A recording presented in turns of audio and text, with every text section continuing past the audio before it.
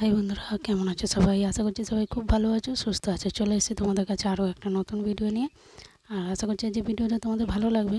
তো চলো ভিডিওটা শুরু করা যাক। দেখে বুঝতে পারছো এটা ভিডিওটা রাত্রিরেই শ্যুট করেছি। আর আজকে খাওয়া দাওয়া তো কমপ্লিট হয়েই গেছে রাতের। আর বিছানাটাই করে নেবো, সেটাই তোমাদের সাথে শেয়ার করব। আর আমার ঘরটা একটু ফাঁকা ফাঁকা লাগছে আর একটু গোছানোও আছে, কেননা যেহেতু মেয়ে নেই, মেয়ে একটু গেছে ঘুরতে, তো তার জন্য একটু আমার ঘরটা একটু পরিষ্কার পরিচ্ছন্নতা আছে।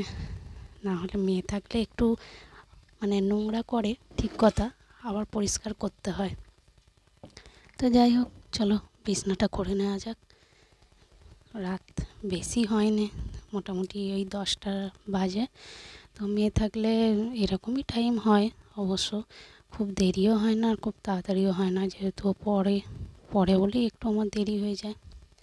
তো চলো বিছনাটা আমি ভালো করে ঝেড়ে নেবো, আর ঝেড়ে তারপরেই বিছানাটা করব।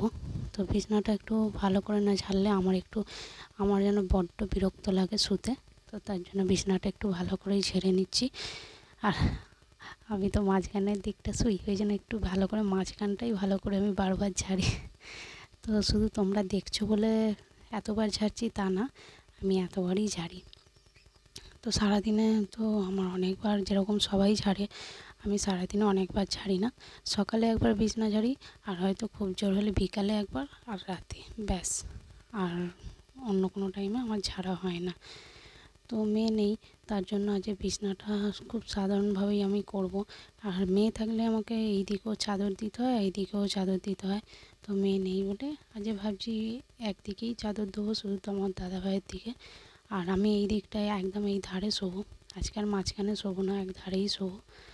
আর মেয়ে থাকলে মাঝখানেই শুই, কেন মেয়ে ওই ধারে শোয়।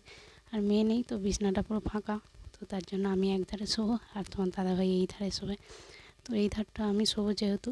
আর চাদর ফাদর না দিলেও চলবে, একটু ধূপ জ্বালিয়ে দেবো, ধূপ জ্বালিয়ে দিলেই হয়ে যাবে।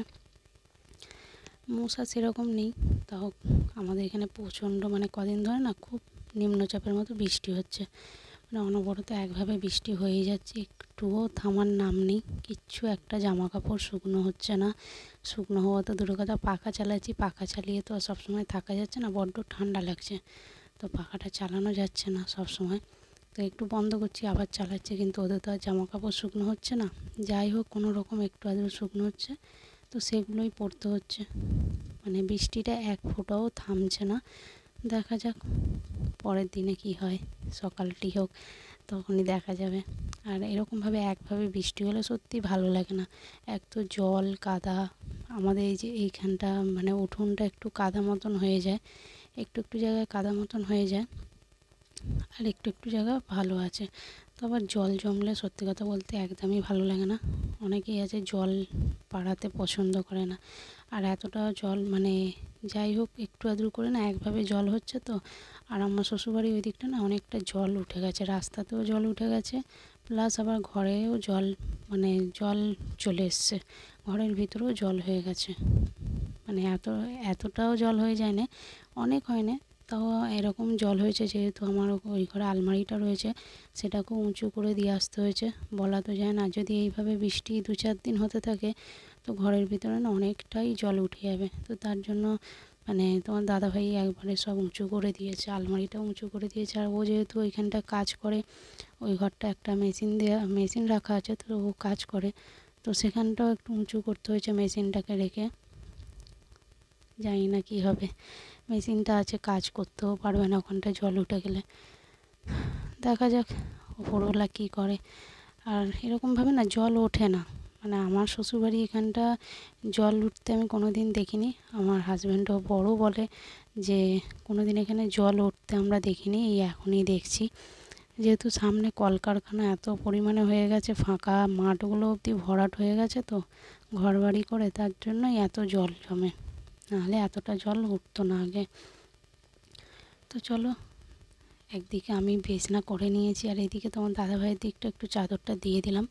তো মশা যেহেতু নেই, তাও বলা যায় না, রাত্রিবেলা যেই লাইটটা অফ করবো অমনি মশা কোথা দিয়ে চলে আসবে। তো তার জন্য এই দিকটা দিয়ে দিলাম, আর একটু মশার ধূপ জ্বালিয়ে দেবো, হয়ে যাবে।